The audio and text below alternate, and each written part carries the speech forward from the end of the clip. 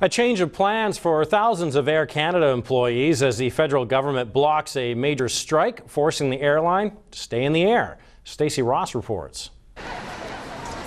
An uncertain day for Air Canada passengers and employees as nearly 7,000 flight attendants prepare to walk off the job at midnight.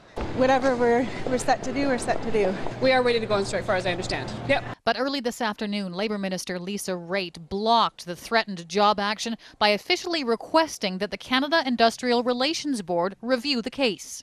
We'll make sure that both the employers and the employees need to focus on being at work. There will be no work stoppage.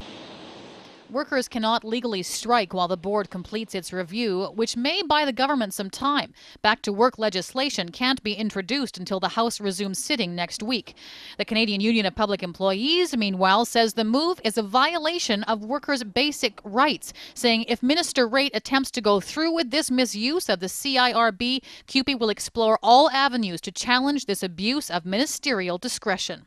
I don't think there's anything wrong at all with us asking an industrial relations board whether or not there's a threat to Canadians' health and safety because of the work stoppage. Flight attendants had planned to strike at 12:01 a.m. Thursday, protesting lower wages for new hires, pensions, and other issues.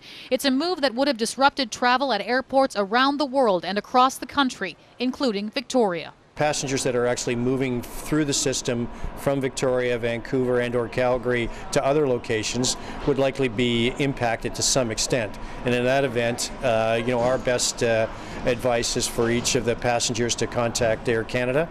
Cynthia Fraser and Duke are flying Air Canada Jazz from Victoria to Grand Prairie and then Whitehorse. I hope they don't go on strike. Well, how would it affect you if they did?